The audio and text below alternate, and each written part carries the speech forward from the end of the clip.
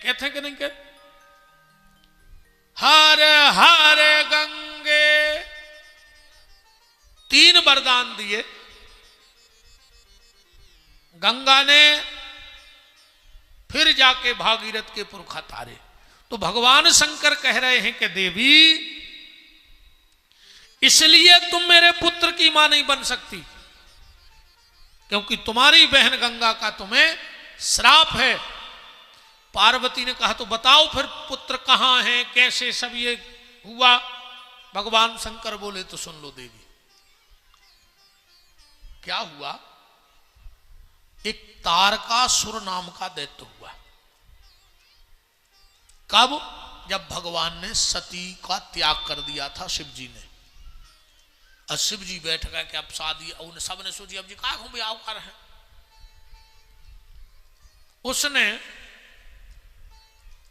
इतना उपद्रव किया और ब्रह्मा जी से वरदान मांग लिया कि हम शिव के पुत्र के द्वारा मरे। कहा जब शिव शादी कर रहे ने, पुत्र हुज्जे ने, तो हम मारे हैं। तो देवताओं ने शंकर जी को मना के शादी करवाई। अब जैसा ही पार्वती जी आई, घर में ब्याह हो के देवता आ गए, बोले भोलेनाथ अब पुत्र को जन्म दो। शंकर जी बोले करी तुम्हारा नहीं पता? बोले कहा, बोले पार्वती से हमारा पुत्र हो ही नहीं सका था। अरे तो देवता बोले दत्ता जपिया ने बताते यार, हम और ने तो खर्चा करो, तुम्हारा ब्याह करवाओ, और तुम कह रहे पुत्र नहीं हो सके। तो शिव जी बोले कि पार्वती से नहीं हो सके, हमारा तो हो सका पुत्र। तो बोले प्रकट करो अब जैसे बने। अब ध्यान से सुनते जाना बात को। पार्वती जी लग गई घर के काम में। एक दिन भगवान शंकर बैठे समाधि में, और भगवान शंकर का तेज प्रकट हुआ। और जैसे ही भगवान शंकर का तेज गिरा जमीन में, अग्नि नारायण कबूतर बन के आ गए और वो तेज को खा गए। अच्छा, अग्नि को काम का है? एक बात और ध्यान से सुन लो। आप लोगों ने चाहे शिव जी को हवन करो, चाहे दुर्गा जी को, चाहे राम जी को, कौन हवन करो, आखिरी में क्या कहते हो? स्वाहा स्वाहा स्वाहा। हर मंत्र के पीछे स्वाहा काय लगत? क्या है स्वाहा का मतलब? मंत्र कौन देवी देवता को हो, पर आखिरी में क्या हो? स्वाहा स्वाहा स्वाहा। ये अग्नि की पत्नी है जिसका नाम है स्वाहा। अग्नि की 3 पत्नियां हैं, ध्यान से सुनना। स्वाहा, स्वधा और मातृ। इनका अग्नि की आंखों पर 1.25 हाथ के पलक पड़े हैं। अग्नि पुराण पढ़ लेना। वो अग्नि को दिखात नहीं है। जब स्वाहा नाम की पत्नी जात है, कहते हैं स्वाहा माने हम आ गए, सो अग्नि खोलत है मुंह, और वो में जो साकल्य गिरत है वो जात है देवताओं को। दूसरी पत्नी का नाम है स्वधा। ये कौन है? दूसरी पत्नी। इनका काम है पितरों को भोजन कराना। सो जैसे ही ये जाके कहते हैं हम आ गए स्वधा, स्वाग्नि ने मुंह खोलो, जो साकल्य गिरो वो पितरों में चलो गो। इसीलिए देवताओं की पूजन में पंडित जी कहते स्वाहा, पर पितर पूजन जब होते तो स्वाहा नहीं कही जाए, स्वधा। तर्पण में क्या कहते? मातृभ्यो स्वधा, पर पितृभ्यो स्वधा, पितृभ्यो स्वधा। वहां स्वाहा का उच्चारण नहीं होता पिंडदान में, वहां स्वधा बोला जाता है। और तीसरी पत्नी का नाम है मातरो। इनका काम है सप्तऋषियों को भोजन कराना, जल देना। इसलिए हम लोग जब गायत्री संध्या पूजन करते, आखिरी में कहते प्रियंतान नमो। तो जैसे ही अग्नि ने वो भगवान शंकर का तेज लिया मुंह में, और जो गटका पूरे देवता गर्भ से रहेगा, कैसे उनको काम है देवताओं को भोजन करावे। सब देवताओं के गर्भ ठेर गए। देवता तो घबरा गए कि जो का तमाशो बन गए। दौड़ करके गए और उस तेज को हिमालय में बमन किया, उल्टी करी। भगवान शंकर का तेज है, साधारण जीव नहीं संभाल सकता। हिमालय ने गंगा की जल की धार में ओखों पटक दो। कहां? हिमालय गंगा में सरकंडे का घास, वहां जाकर ये तेज गया और एक छोटा सा बालक बन गया। उसी समय वहां विश्वामित्र जी आए। इस बालक ने कहा, आप हमारा नामकरण करो। विश्वामित्र जी बोले कि सुनो, ये काम है ब्राह्मण का और हम हैं क्षत्रिय, हम नामकरण कैसे करें? हम नामकरण कैसे करें, ये काम हमारा नहीं है।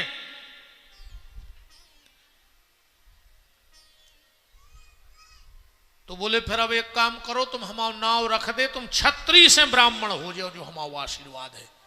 इसीलिए विश्वामित्र थे तो ब्रह्म ऋषि, राज ऋषि, पर इस बालक का नाम रखने से इनका नाम पड़ गया ब्रह्म ऋषि।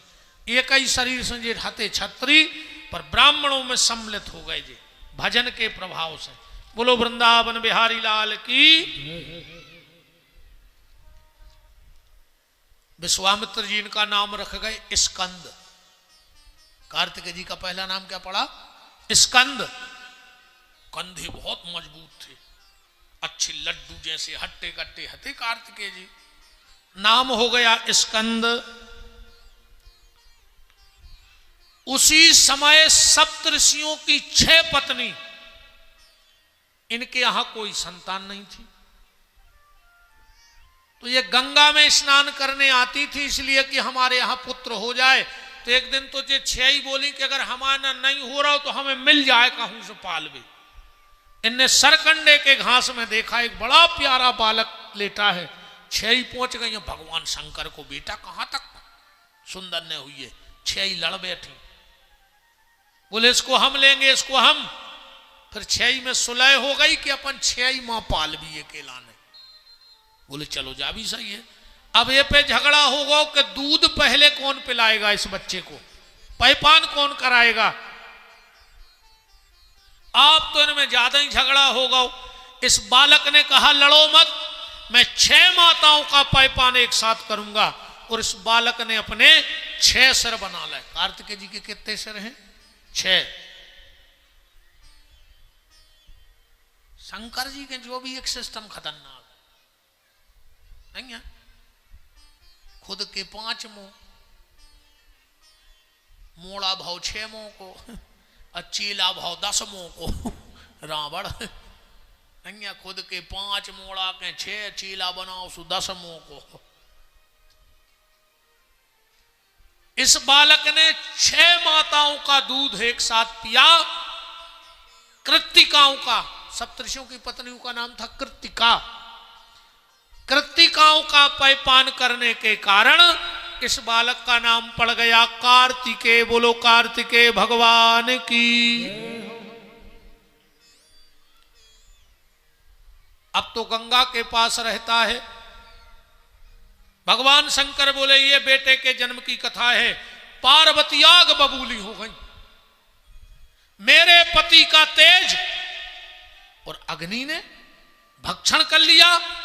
जा अग्नि, मैं तुझे श्राप देती हूं, आज से तुझ में भक्ष अभक्ष सब जलाया जाएगा। इसलिए अग्नि में मुर्दा भी जलन लगे, सब जलने लगा। देवताओं की पत्नी को हंसी आ गई कि बताओ, पत्नी घरे बैठी रही और पति को तेज धन्य पर गुफा में। पार्वती तो गुस्सा में हती, श्राप दे दिया, ए देवताओं की पत्नियों, मैं तुम सबको श्राप देती हूं, तुम सब बांझ हो जाओ। मैं लक्ष्मी को श्राप दे दी। लक्ष्मी के लड़का को नाव बता दे, हम जान जाए तुम्हारा का नाव। लक्ष्मी के लड़का को है को पता? सरस्वती के मोड़ा को का नाव को पता हो तो बताओ, कथा देती सुन रहे। सब देवताओं की पत्नी हो श्राप लगाओ कि बांझ हो जाओ, तुम्हारे बाल बच्चे होने ही नहीं। सुने लक्ष्मी के भाई ने सरस्वती के भाई। अरे हुआ तो तुम तो बता दे, कल बताए थे, कल लिख लेते अज्जू के जो ना उनके मोड़ा को। पार्वती का श्राप है। पार्वती ने कबूतर को श्राप दे दिया कि जिसके घर पे तू बैठ जाएगा और जिसके घर में तेरा बसेरा हो जाएगा वो घर उजड़ जाएगा। इसलिए कबूतर नहीं पालना चाहिए कभी भी। अगर तुम्हारे घर में कबूतर आके बैठने लगे हैं तो समझ लेना तुम्हारा कुछ ना कुछ संकट का समय आ रहा है। हाँ, ये 2-3 काम है बहन जी, हरो ध्यान से सुन लियो। तुम्हारे घरे आके कबूतर बैठन लगे, घोंसला बना लेवे, समझ गयो बहुत बड़ी समस्या आवे बारी है, तुम समझ लेना। इसे कबूतर ने बैठन दियो घर की तुलसी सूखन लगे बार बार। तुम तुलसी लगा रही हो और अगर तुलसी सूख रही है तो समझ लियो बहुत भयंकर समस्या आने तुम्हारे घरे। ये संकेत हैं, मुत के संकेत हैं ऐसे। इनसे बचना मेरा बस ये है, कबूतर को मत बैठने देना। अगर छत पे कबूतर बीट कर जाए तो तुरंत झाड़ियो। छत पे अगर कबूतर बीट करने लगे, बीट माने गंदगी, उस घर में भयंकर राहु का प्रकोप आएगा। अच्छा एक बात और सुन ले, और अगर छत पे को बीट कर देवे कबूतर तो राहु की दशा भयंकर है। और कहूं राहु की दशा चल रही होए और कहूं कबूतर की बीट गंदगी मिल जाए तो कहूं घर में जला के धुआं कर दे तो राहु की दशा में आराम लग जाता। हाँ, कबूतर की बीट गंदगी सूखी मिल जाए और कंडा पे धर के पूरे घर में धुआं कर दे तो घर में राहु प्रवेश नहीं करत कबू। पर छत पे रह जाए तो राहु आके अपनो निवास बना ले तो घर को तहस नहस कर दे। माता पार्वती गई हैं और गंगा से प्रार्थना करके पुत्र को लाई हैं। और जैसे ही इंद्र को पता लगा कि भोलेनाथ के यहां बेटा हुआ है तो कहा भोलेनाथ हमारी इच्छा है कि तुम्हारे बेटे का उत्सव हमारे घर में होवे स्वर्ग लोक में। शिव जी बोले चलो हम आ जाएंगे। 1 महीने तक कार्तिकेय जी को 10 टोन समारोह भाव जन्म उत्सव मनाओगे। भगवान शंकर ने कहा इंद्र 1 महीने तक तुम्हारे घर में मेरे बेटे का जन्म उत्सव चला है तो इस महीने का नाम ही कार्तिक का महीना हो जाएगा। और इस महीने में लोग असली मां को ना भूल जाएं, इसलिए कार्तिक में गंगा स्नान करने का बड़ा फल माना जाएगा। कार्तिक में दीपदान का बहुत बड़ा फल होगा। कार्तिक में भगवान से मिलने का, माताएं गांठ में भगवान बांध लेते हैं ना, बांधो तो नहा तो अच्छे सुंदर सुंदर गीत गाती हो। तुलसा महारानी नमो नमो, हरि की पटरानी नमो नमो, तुलसा महारानी नमो नमो, हरि की पटरानी नमो नमो।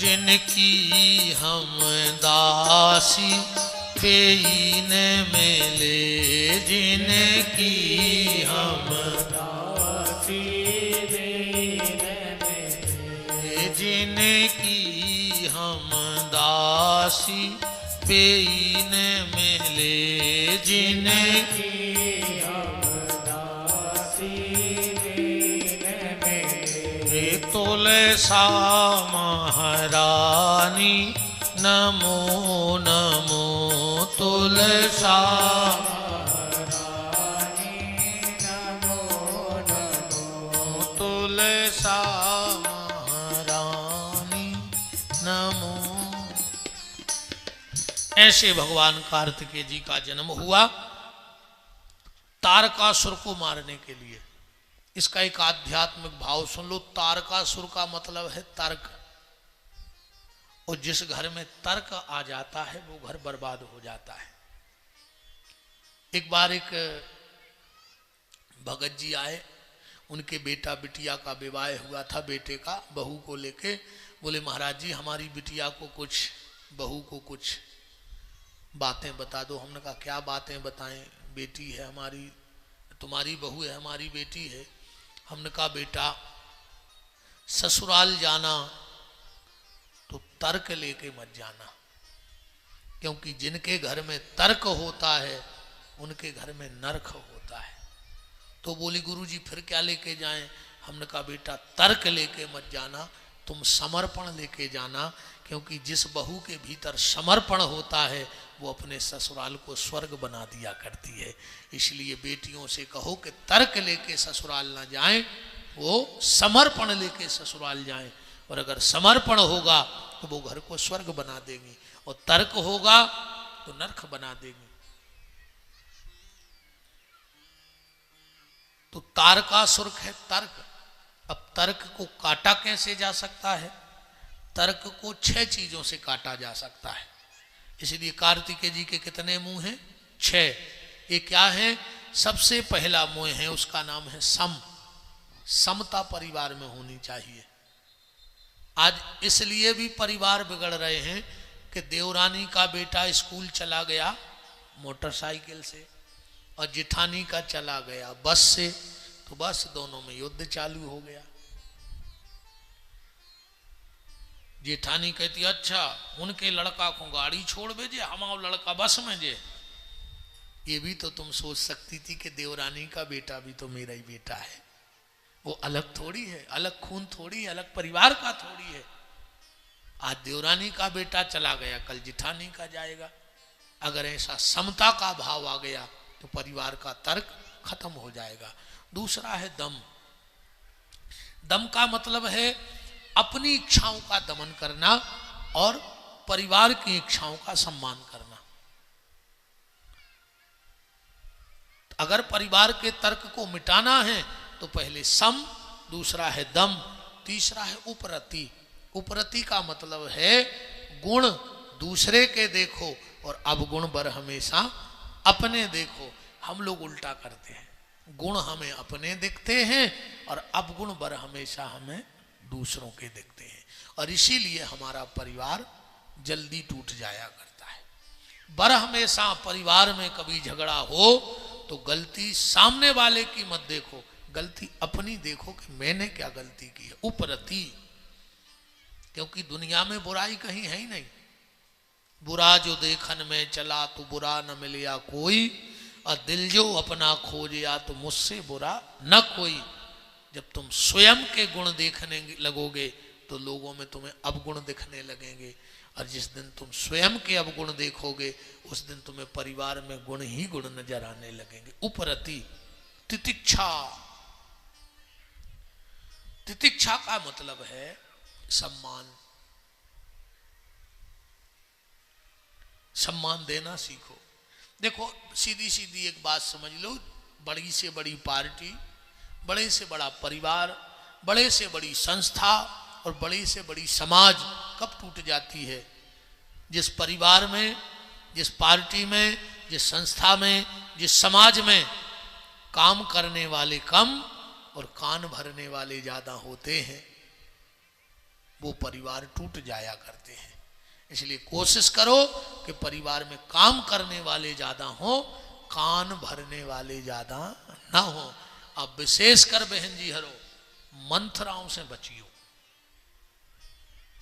10-20 तो पुलिस लाइन में हुई है, हमारी गारंटी कहाई।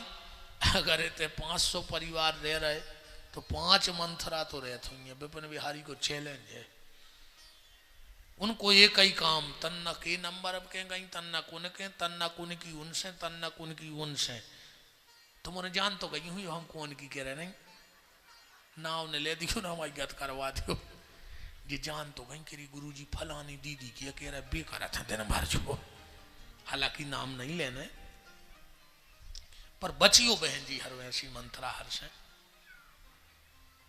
काम करने वाले ज्यादा हो, काम भरने वाले कम हो। एक मंथरा ने जहां राम स्वयं थे और उसने कान भरे तो राम जैसे समृद्ध परिवार को भी 14 साल तक कितने कष्ट भोगवाए, तो हमारी तुम्हारी हालत ये मंथराएं क्या करेंगी। इसलिए कोशिश करना कि इन मंथराओं से बचना। एक हमारी बात सीधी सीधी सुन लो, अगर आधी रात में सास बीमार हो जाए तो बहू ही अस्पताल लेके जाएगी, वो मंथरा नहीं आएगी। और अगर बहू बीमार हो जाए तो सास ही सिराने अस्पताल के बैठेगी, वो मंथरा नहीं बैठेगी।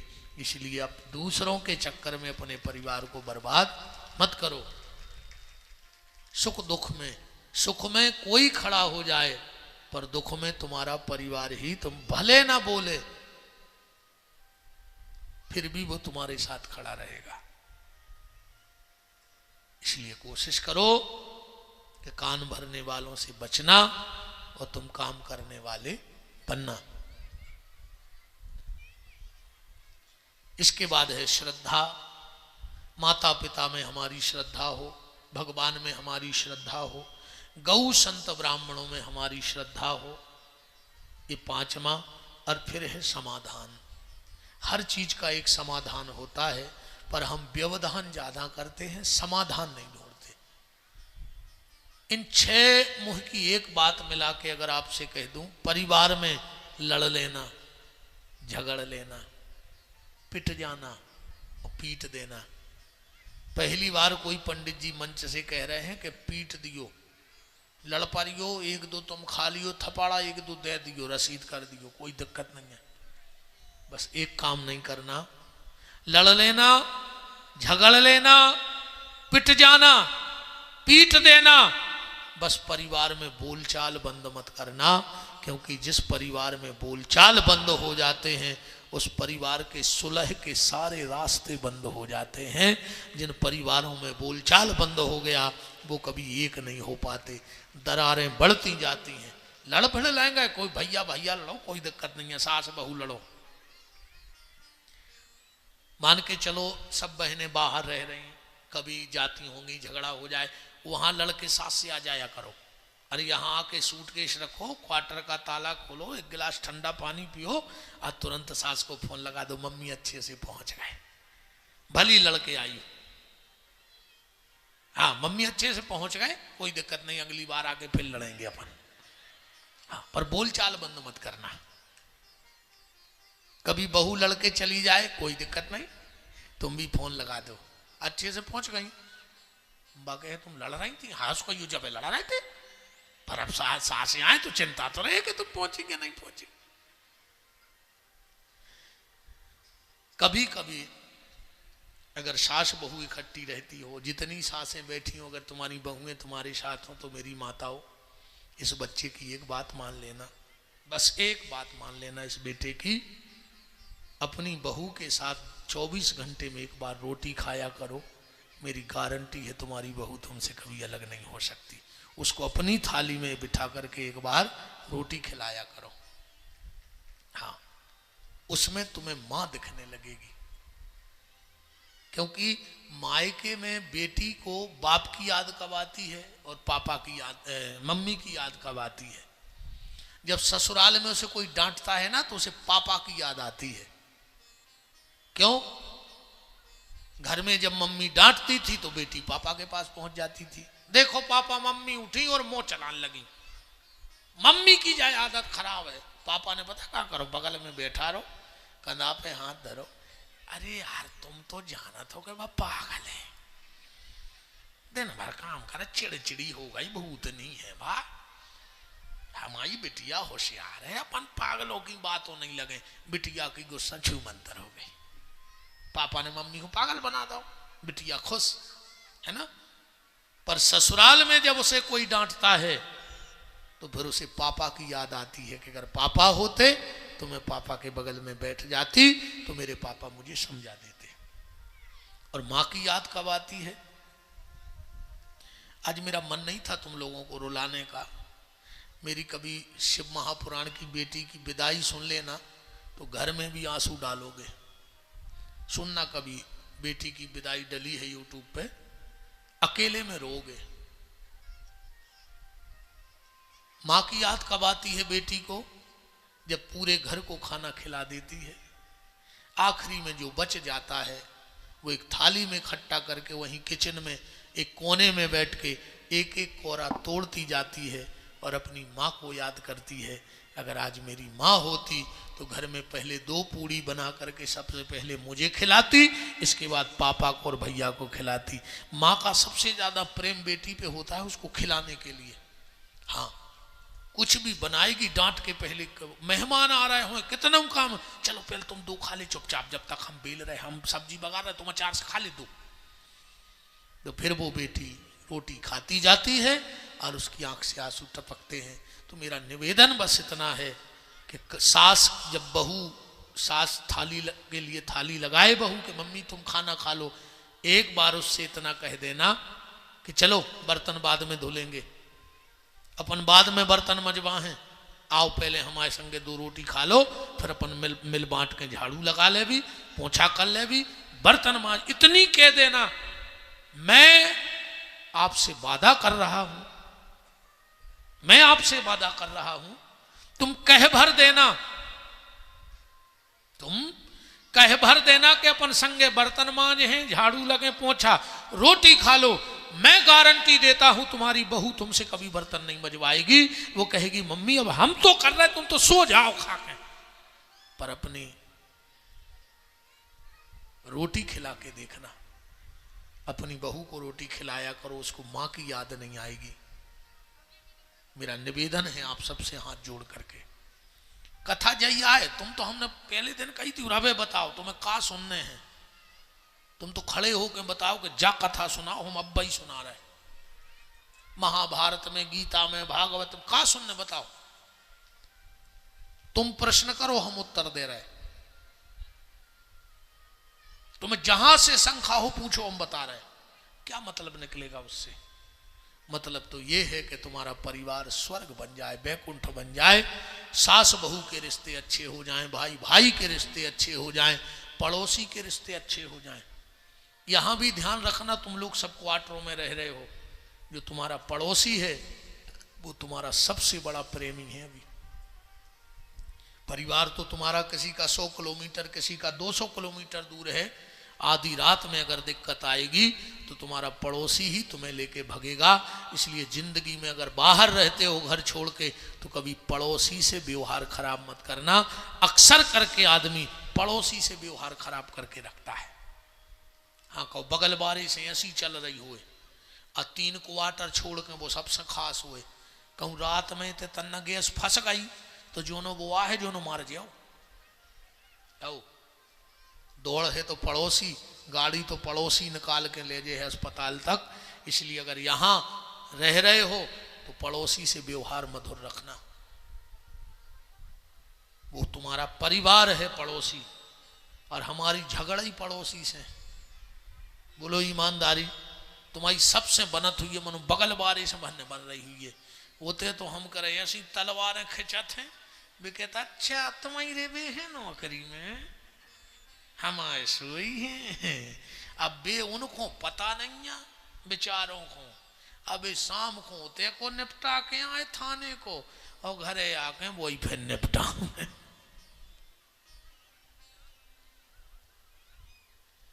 अच्छा कहूँ तुम्हारे स्वामी जी हरे आए होते तो इतने खुश होते कि हम नहीं किया पाए आज नो, मनो महाराज ने सांची सांची किया गौरे आके, है ना। राकेश जी तो कह रहे हम पैसा चुक गो कथा को, हम नहीं किया पाए ऐसी। के सालें हो गई शादी को, हंस तक नहीं पा रहे बेचारी, डर भी खराब होते है। 19 साल अब लगो हुई है तुम्हें कहा राकेश जी के, हाँ यार पावर में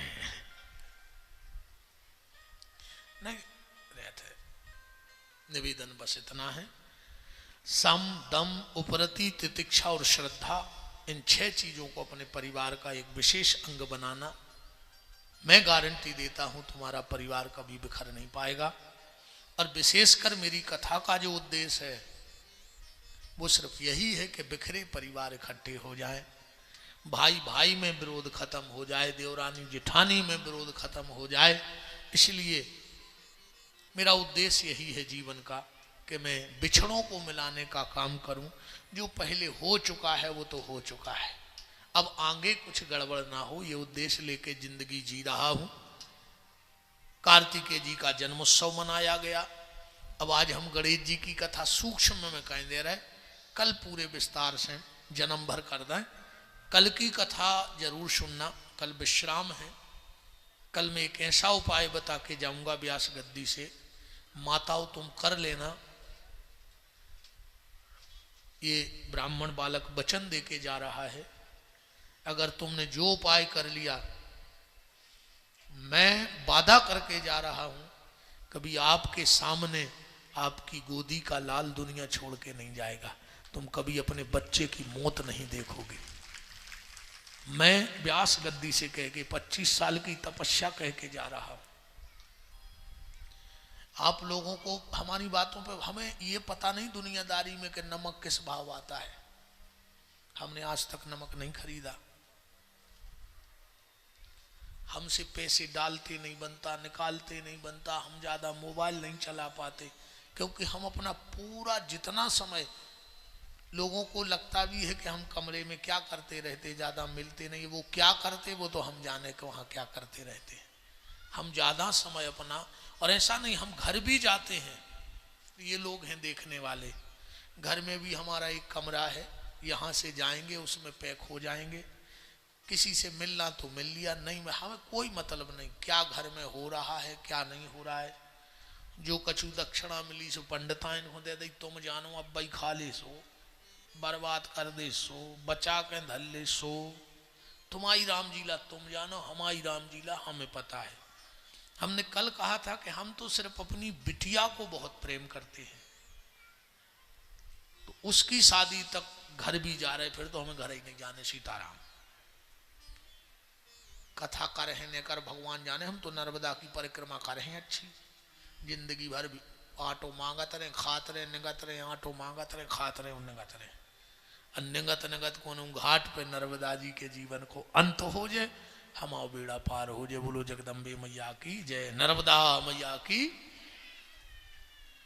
तो कल गणेश जी के जन्म एक ऐसा उपाय हम आपको सीधी सीधी सुन लो। हम कल एक करवा चौथ की व्रत की विधि बताएंगे। पहले हमें करवा चौथ लगता था कि ये फिल्मी त्योहार है।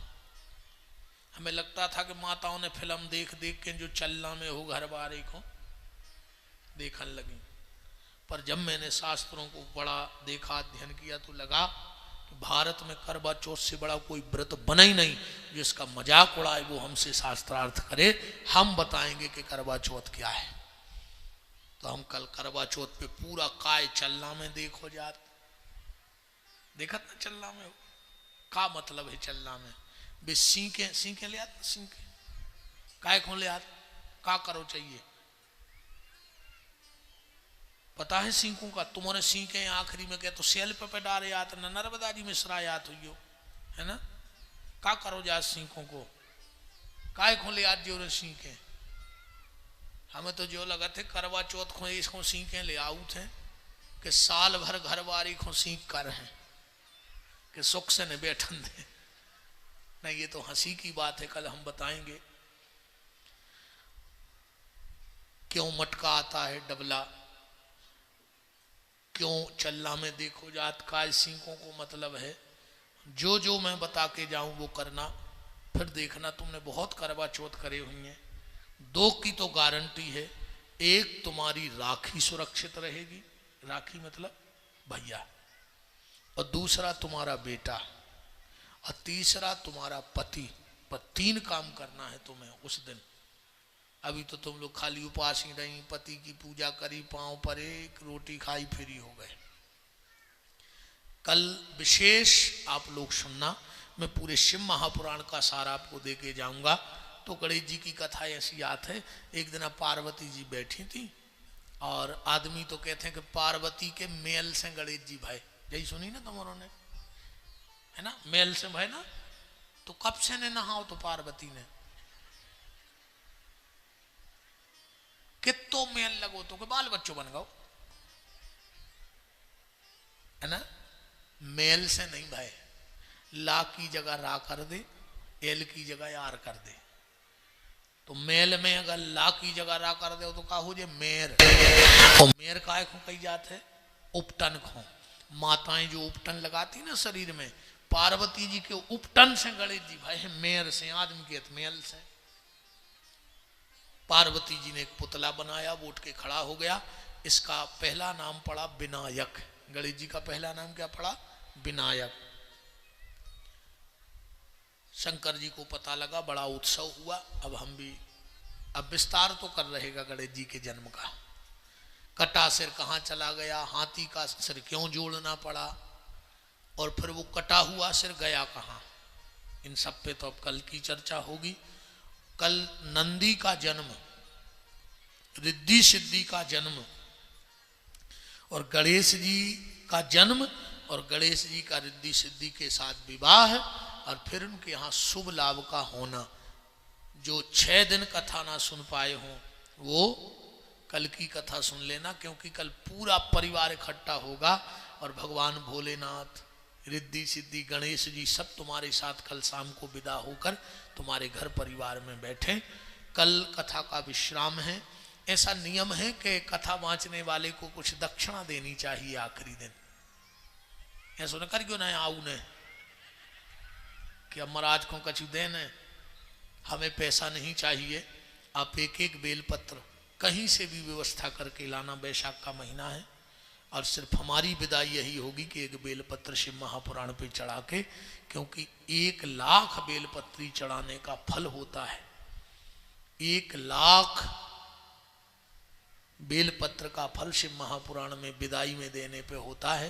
तो कल एक एक बेलपत्र आप लाएंगे, मुट्ठी में दबा के रखेंगे और एक बेलपत्र पुराण पे चढ़ाएंगे और एक बेलपत्र पुराण से उठाएंगे।